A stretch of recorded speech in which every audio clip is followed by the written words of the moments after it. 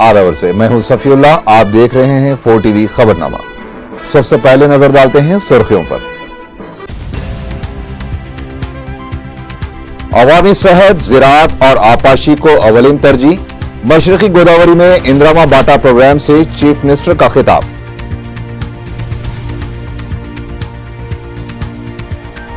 YSR की छाप हटाने के लिए सरकारी स्कीमों के नाम तब्दील करने का मंसूबा।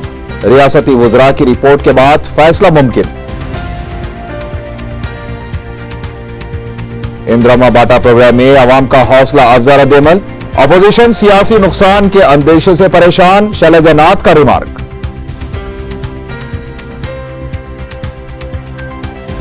और ट्रिपल आईटी के लिए मुंतखब तलबा के लिए 26 और 27 जुलाई को काउंसलिंग, 30 जुलाई से क्लासेस का आगाज।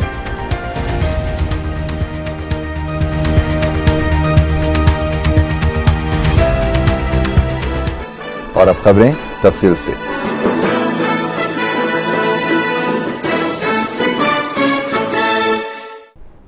वज़ीर आला किरण कुमार रेड्डी ने कहा है कि हुकूमत फलाही स्कीमों पर मौसर अमल आवरी के जरिए अवामी खिदमत को यकीनी बना रही है। इंदिरामा बाटा प्रोग्राम के सिलसिले में मशरकी गोदावरी के दौरे के मौके पर सुबह मीडिया से बातचीत करते हुए उन्होंने ये बात बताई। किरण कुमार रेड्डी ने कहा कि अवामी सेहत आमा, ज़राअत और आपाशी के शोबों पर हुकूमत ज्यादा तवज्जो दे रही है। चीफ मिनिस्टर ने रियासती वजीर टीजी वेंकटेश की जानिब से आईएएस ऑफिसर से मुतालिक किए गए रिमार्क्स पर लाइलमी का इजहार किया। किरण कुमार रेड्डी ने कहा कि इंदिरामा बाटा प्रोग्राम के जरिए अवामी राब्ते को मजबूत किया जाएगा। वज़ीर आला सुबह रामाया चोटावरम से हेलीकॉप्टर के जरिए अमलापुरम पहुंचे, जहां उन्होंने सरकारी हॉस्पिटल का दौरा करते हुए राजीव आरोग्यश्री स्कीम का जायजा लिया। इंदिरामा बाटा प्रोग्राम के दौरान वज़ीर आला किरण कुमार रेड्डी एक आम आदमी की तरह जिंदगी बसर करते हुए देखे गए। वो 14 तारीख की रात एक स्कूल में सीलिंग फैन के नीचे जमीन पर सो गए। जब ओहदेदारों ने एयर कूलर और एसी का इंतजाम करने की ख्वाहिश जाहिर की तो किरण कुमार रेड्डी ने उन्हें रोक दिया। वज़ीर आला ने दूसरे दिन स्कूली तलबा के साथ जॉगिंग की और क्रिकेट भी खेला।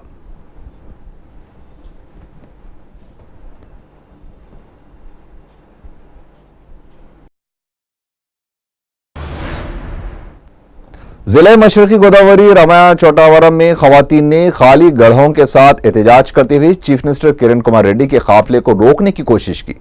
एहतजाजी खवातीन और वहां मौजूद पुलिस मुलाजिमीन के दरमियान हाथापाई भी हुई। खवातीन ने गढ़ों से पुलिस मुलाजिमीन पर हमला कर दिया, जिसके नतीजे में पुलिस मुलाजिमीन समेत 4 अफराद मामूली तौर पर जख्मी हो गए। एहतजाजी खवातीन ने शिकायत की है कि उनके इलाके में पानी की शदीद किल्लत है। कई मरतबा हुक्काम और इंतजामिया से इस सिलसिले में शिकायत की गई, लेकिन इसके बावजूद इस मसले की यकसुई नहीं हुई। तेलुगुदेशम पार्टी ने रियासती हुकूमत से सवाल किया है कि जब रियासत में कोई मसाइल नहीं है तो फिर चीफ मिनिस्टर किरण कुमार रेड्डी अजला के दौरे क्यों कर रहे हैं। मीडिया से बात करते हुए तेलुगुदेशम लीडर ने कहा कि रियासत के मसाइल आईने की तरह साफ है का जो दावा किया गया है वो मज़ाक़-ए-खेज़ है। रियासत में बरकी बहरान की वजह से सनती शोबा कई मुश्किलात का शिकार है। किसान बेरोजगार हो गए हैं। ऐसी सूरत हाल में अवामी रकम खर्च करते हुए इंदिरामा बाटा प्रोग्राम के दौरान वज़ीर आला किरण कुमार रेड्डी क्रिकेट खेल रहे हैं। उन्होंने सवाल किया कि इस प्रोग्राम से अवाम को क्या फायदा पहुंचाया जा रहा है। విద్యుత్ శక్తి లేక చిన్న తరహా పరిశ్రమలన్నీ కూడా సుమారు చిన్న తరహా మధ్య తరహా పరిశ్రమలు సూక్ష్మ స్థాయిలో ఉన్నటువంటి 186,000 పరిశ్రమలు ఈ రోజు 4 రోజులు ఈ పవర్ కట్ వల్ల పూర్తిగా మూత వేస్తే 20 లక్షల మంది। वज़ीर आला किरण कुमार रेड्डी ने बुनकरी के डिजाइन असरी रुझानात के मुताबिक बदलने में बुनकरों को हर मुमकिन ताउन का तयखुन दिया है। वज़ीर आला ने जरूरतमंद बुनकर खानदानों को माशी मदद फराहम करने के सिलसिले में इक़दाम करने का वादा किया है। उन्होंने अमलापुरम और बंडारोवनका के बुनकर खानदानों में आरोग्यश्री इस्तफादा कुनिंदगान से बातचीत की और बंडारोवनका के आंगनवाड़ी मरकज का भी दौरा किया।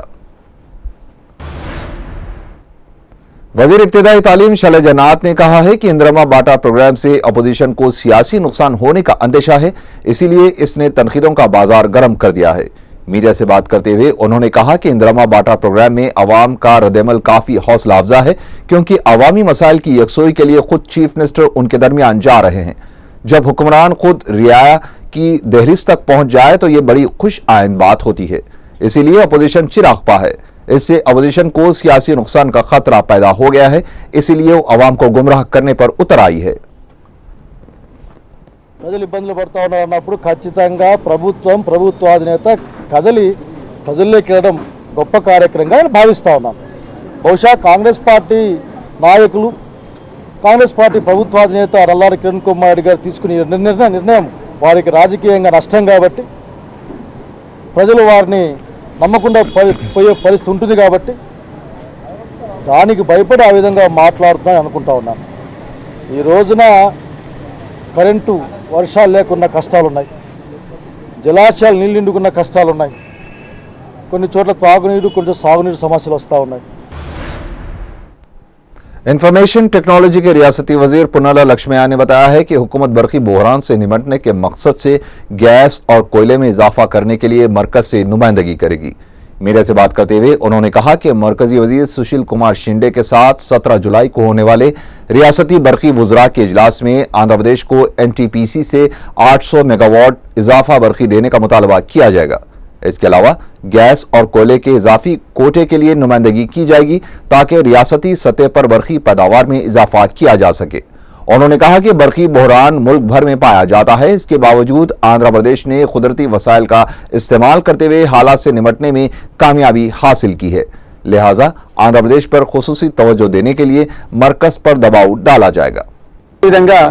गैस కేటాయింపుల్లో కొరత ఏర్పడినప్పుడు అత్యధిక ప్రాధాన్యత విద్యుత్ ఉత్పత్తి కేంద్రాలకు ఇచ్చే విధంగా అందులో మన రాష్ట్రం నుంచి గ్యాస్ తీసుకుంటున్న నేపథ్యంలో రాష్ట్రానికి పెద్దపీట వేయడానికి ప్రాధాన్యతనివ్వడానికి మరి రాష్ట్ర ప్రభుత్వం తరఫున కేంద్రాన్ని తప్పనిసరిగా డిమాండ్ చేయబోతున్నాం. ఇది పునః పరిశీలించమని కోరబోతున్నాం. అదేవిధంగా బొగ్గు కేటాయింపుల విషయంలో కూడా ఇప్పటి వరకు పెండింగ్లో ఉన్న చాలా సమస్యల మీద బొగ్గు కేటాయింపులు వెంటనే చేపట్టాలని कांग्रेस पार्टी आंजानी chief minister doctor YS Rajasekhara Reddy की जानिब से शुरू किए गए फलाही स्कीमों के नामों की तब्दीली पर गौर कर रही है। रियासती वुज़रा का एहसास है कि पार्टी के कायदीन वाईएसआर से मुतासिर हैं, जबकि कारकुनों में ऐसा कुछ भी नहीं है। इसीलिए फलाही स्कीमों पर वाईएसआर की जो छाप है उसको मिटाने के लिए नाम तब्दील करना जरूरी है। इस सिलसिले में वुज़रा अपनी रिपोर्ट 16 जुलाई के बजाय 26 जुलाई को पेश करने वाले हैं ताकि तवील मुशावरत के बाद फैसला लिया जा सके।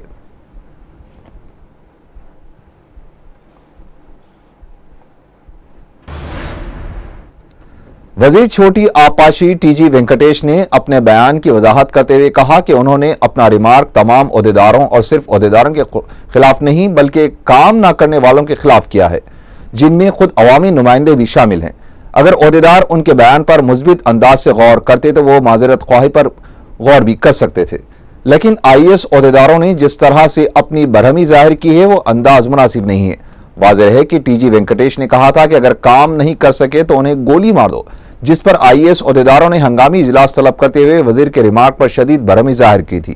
वजीर मौसूफ ने वजाहत की है कि उन्होंने अपने बयान में एक और बात भी कही थी कि दस्तूर में तरमीम की जरूरत है, लेकिन बाज लोगों ने बाज टीवी चैनल्स पर ब्रेकिंग न्यूज के टेलीकास्ट होने पर अपने दिमागों को ब्रेक कर लिया।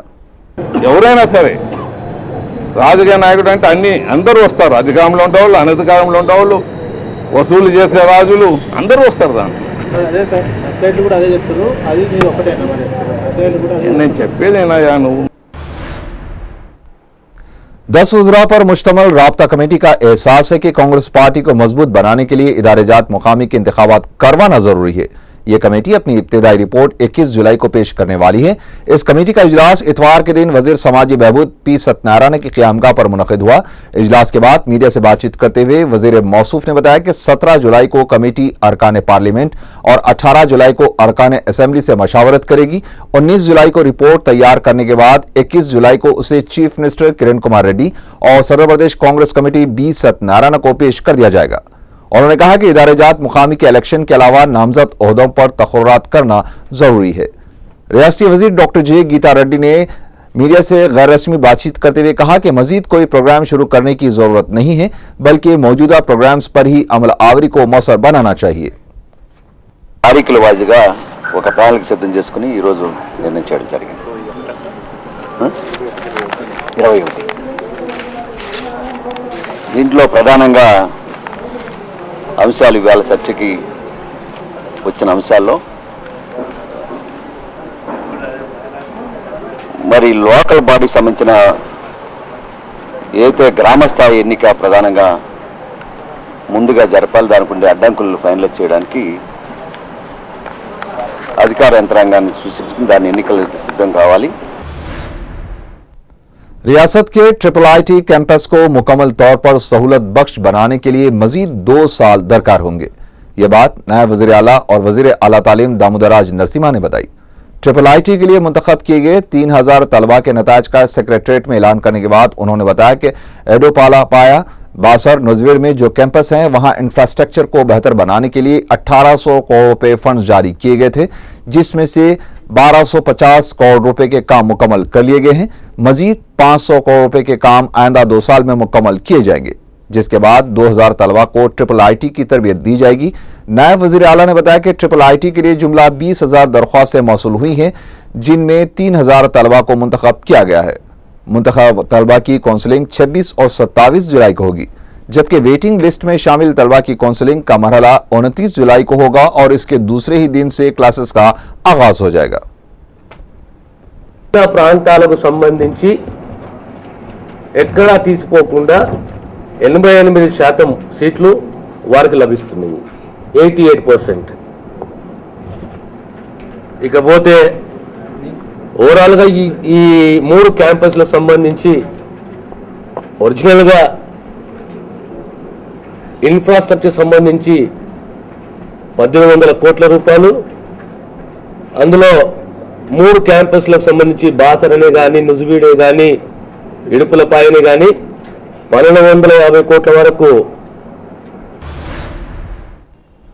रियासती वजीर बराए आला तालीम पार्थ साथी ने महबूब नगर में कहा है कि उर्दू मीडियम सरकारी मदारिस में बहुत जल्द किताबें तकसीम कर दी जाएंगी। जिले कांग्रेस कमेटी के दफ्तर में मीडिया से बातचीत करते हुए उन्होंने एतराफ किया कि निसाब की तब्दीली की वजह से ताखीर हुई है। उन्होंने मुस्लिम असातिज़ा की जायदादें बहुत जल्द पुर करने का तयख़ुन दिया। वज़ीर मौसूफ ने पसमानदा तबक़ात के ताल्लुक से तेलुगुदेशम के सदर के बयान पर तनकीद करते हुए कहा कि कांग्रेस हुकूमत साबिक़ तेलुगुदेशम हुकूमत से कहीं ज्यादा पसमानदा तबक़ात को बिलखुसूस BCs को सहूलियात फराहम कर रही है। खबरों का सफर आगे भी जारी रहेगा। लौट आते हैं इस ब्रेक के बाद।